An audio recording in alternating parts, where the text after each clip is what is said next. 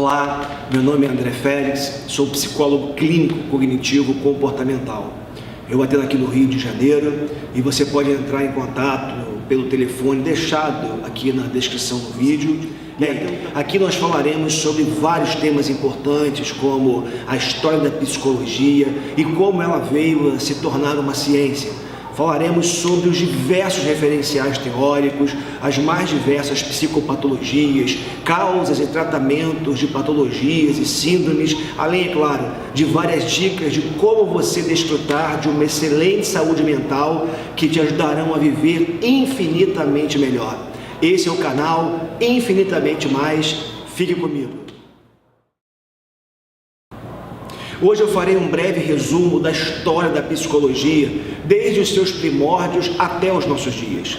Bem, ao abordarmos o tema a mente humana, de imediato nos deparamos com uma pergunta muito importante, muito relevante. O que é a mente? O que é a mente humana, sobretudo? Bem, a mente humana, ela é o estado de consciência e inconsciência que possibilita a expressão humana no mundo. Com isso, eu quero dizer que esse conceito que é utilizado para denotar as funções superiores do cérebro relacionadas com a cognição e o comportamento, esse conceito está muito ligado, faz a ponte, a ligação entre aquilo que eu penso e aquilo que eu sou, aquilo que eu faço. Então, por trás de todos os seus sentimentos e comportamentos, das suas ações e reações, quer emocionais ou fisiológicas, está uma mente consciente e inconsciente.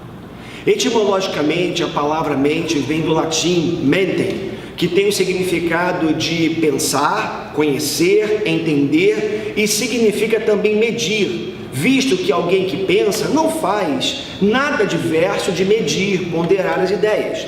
Os gregos utilizavam o termo nous para indicar a mente, a razão, o pensamento e a intuição.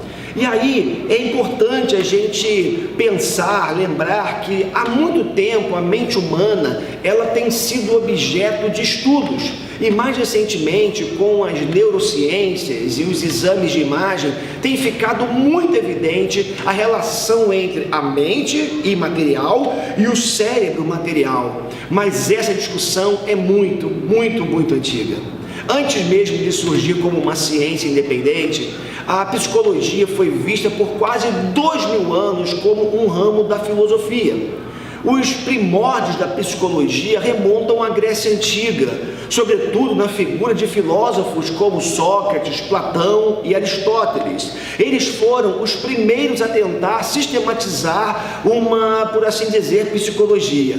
O próprio termo psicologia, ele vem do grego psique, que significa alma, e de logos, que significa razão. Começando com Sócrates, sua principal contribuição foi separar os homens dos animais por meio da razão. Os humanos são animais racionais, que têm consciência de si e consciência do mundo. Esse filósofo já sustentava que a razão se sobrepunha ao instinto. Dessa forma, Sócrates acabou por abrir um caminho rumo à consciência. E ao definir a razão como peculiaridade do homem, ou como essência humana, Sócrates abre um caminho que seria muito explorado pela psicologia. Outro filósofo muito importante para a psicologia foi Platão. Ele concluiu que esta razão devia ocupar um lugar no corpo físico, entendendo que esse lugar deveria ser a cabeça, onde residia a alma humana. Foi Platão o criador do dualismo entre a alma e o corpo. Ele considerava o corpo e a mente duas realidades independentes e antagônicas. Para Platão, a alma era algo bom, mas que se corrompia ao entrar em contato com a matéria, que era absolutamente má na sua concepção. Essa alma pré-existia antes mesmo do corpo e continuará existindo sem ele. Já o aluno de Platão, Aristóteles, século IV a.C., ele refutou o dualismo do mestre, entendendo que a alma não podia estar dissociada do corpo vivo. Aristóteles chegou a estudar as diferenças entre a razão, a percepção e as sensações. Ele reuniu os estudos psicológicos como a biologia e a medicina. Esse estudo está sistematizado na obra da Ânima, que pode ser considerada o primeiro tratado em psicologia. Aristóteles pode ser considerado um dos precursores da teoria monista da mente. Avançando na história do psiquismo, nós damos um salto e chegamos à Idade Média, quando não tinha como falar da mente ou alma fora de um monopólio da religião, sobretudo do catolicismo, que exercia, além do poder político e religioso, o poder sobre o psiquismo humano. E nesse sentido, Santo Agostinho, século IV, e Tomás de Aquino, mais à frente, no século XIII, eles foram dois expoentes aí nesse período. Agostinho, discípulo cronologicamente distante de Platão, ele separava o corpo da alma, sendo esta, a alma, imortal, e uma manifestação de Deus no homem. Para o Agostinho, a alma era também a sede do pensamento, mas sobretudo o ponto de conexão com Deus, e por isso deveria ser colocada acima de qualquer realidade, seja racional, moral ou científica. Já o Tomás de Aquino, ele se inspirou em Aristóteles ao sustentar a separação entre a essência e a existência, e assim ele encontrou argumentos racionais para justificar os dogmas da igreja e continuar garantindo para ela um monopólio do estudo do psiquismo. Para ele, a alma é a ação do corpo e não é aniquilada ou desintegrada quando a pessoa morre. A alma é a forma do corpo e o princípio ativo deste.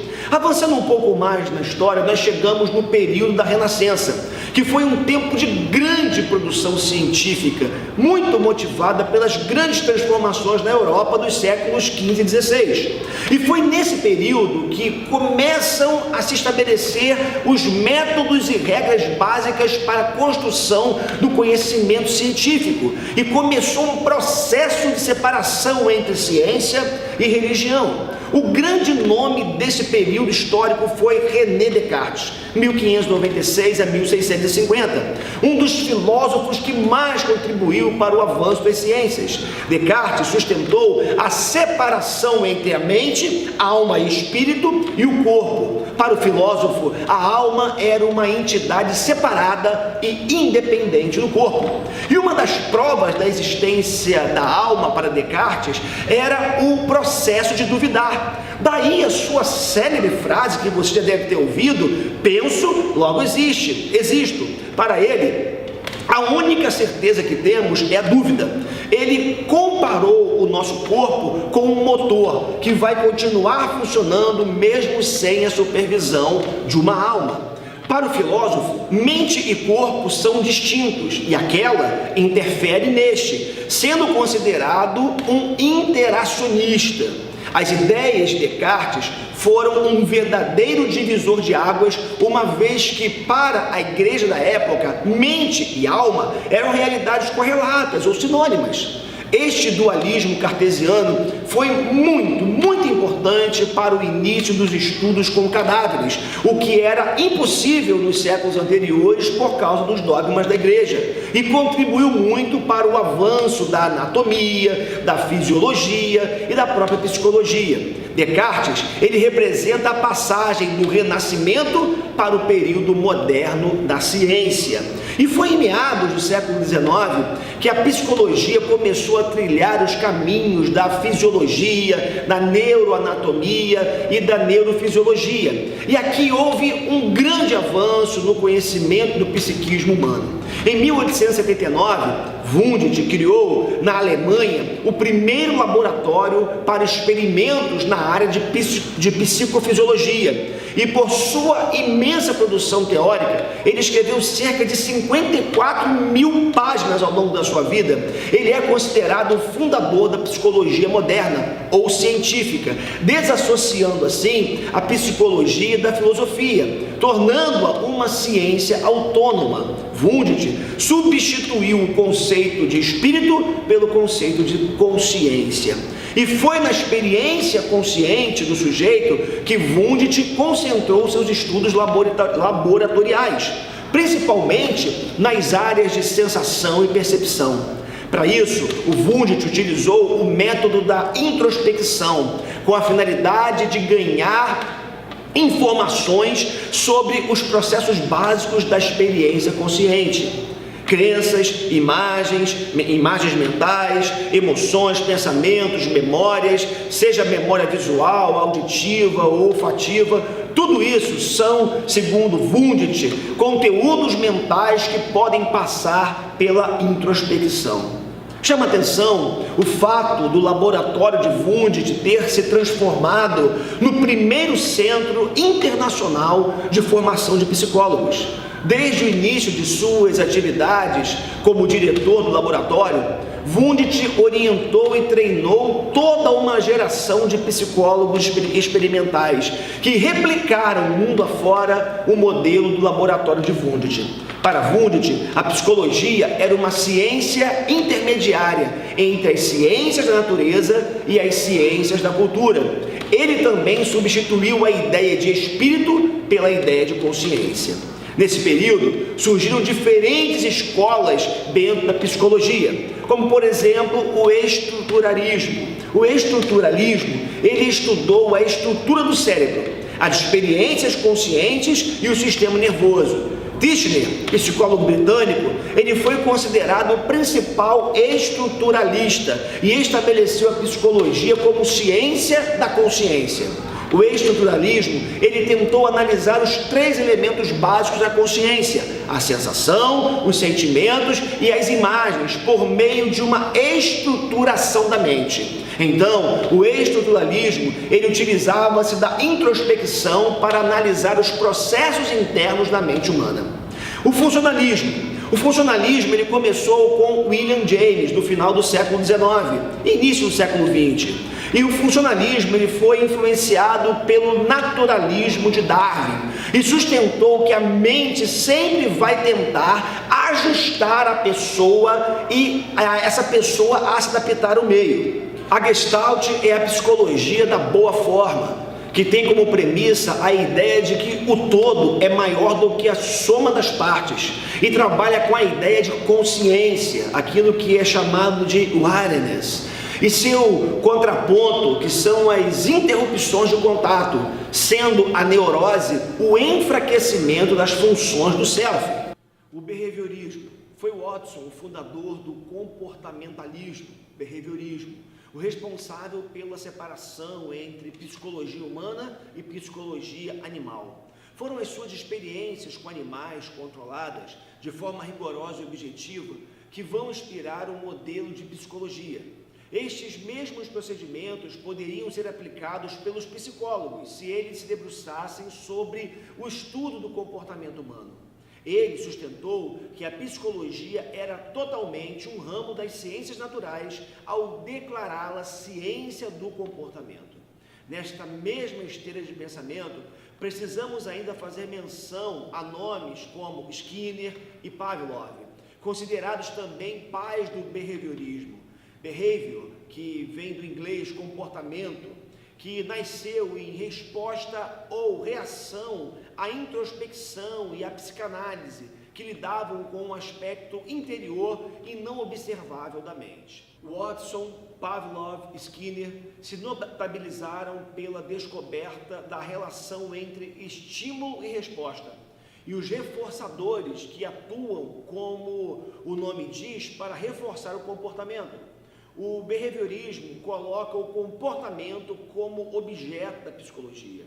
Então, o condicionamento clássico, que é a relação entre um estímulo, um cheiro de carne, por exemplo, que provoca uma resposta incondicional, a salivação, e um estímulo neutro, uma campainha, que não provoca resposta, a salivação, antes do condicionamento, mas que, uma vez associado ao estímulo inicial, condiciona este organismo à salivação.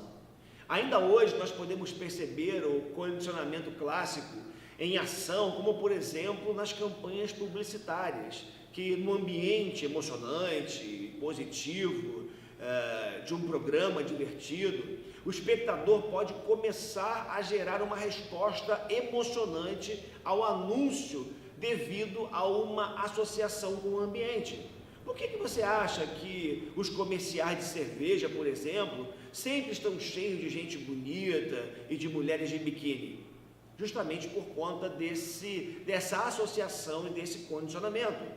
Já o condicionamento operante usa os reforçadores ou punidores para o condicionamento do comportamento. Segundo essa teoria, o aprendizado ou condicionamento ocorre a partir do que sucede e não do que acontece antes do comportamento. Por exemplo, quando uma criança faz algo certo e é elogiada, ela tende a sempre repetir aquele comportamento. Então este seria um reforço positivo e sua presença aumenta a probabilidade de uma resposta positiva. Já no reforço negativo, a sua ausência é que aumenta a probabilidade de resposta. Para Skinner, serão estes reforços que condicionarão o comportamento num processo de aprendizado. E você há de convir comigo que a mente humana ela é uma máquina de aprender. Entretanto, muitas vezes a mente aprende ou interpreta fatos de maneira equivocada. Isso aí é assunto para um outro vídeo. Falando da psicanálise, ela se estabeleceu sobretudo pela sistematização do conceito de inconsciente e a importância da sexualidade da criança na explicação do funcionamento da mente humana. Além disso, Freud, o seu fundador, sustentou a influência da mente inconsciente no comportamento consciente. Ele acreditava que a mente humana era formada de 3 instâncias: o id, o ego e o superego. O id seria constituído pelos instintos mais primitivos. O ego seria o elemento da personalidade e o superego é aquela parte que mantém todos os valores construídos por nossos pais e pelo meio social. E aqui eu ressalto a importância do Freud, o pai da psicanálise, que em sua primeira tópica apresentou a ideia do aparelho psíquico, composto de inconsciente, pré-consciente e consciente. Tenho que ressaltar aqui a sua importância ainda nos nossos dias, pois, sem dúvida, ele fez descobertas e criou técnicas extremamente eficazes ainda hoje, tornando a psicanálise o que ela é nos nossos meios, nos nossos dias.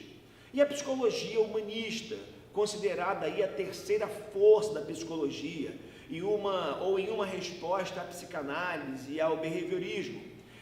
A psicologia humanista, ela baseia-se na fenomenologia e na premissa: a existência precede a essência.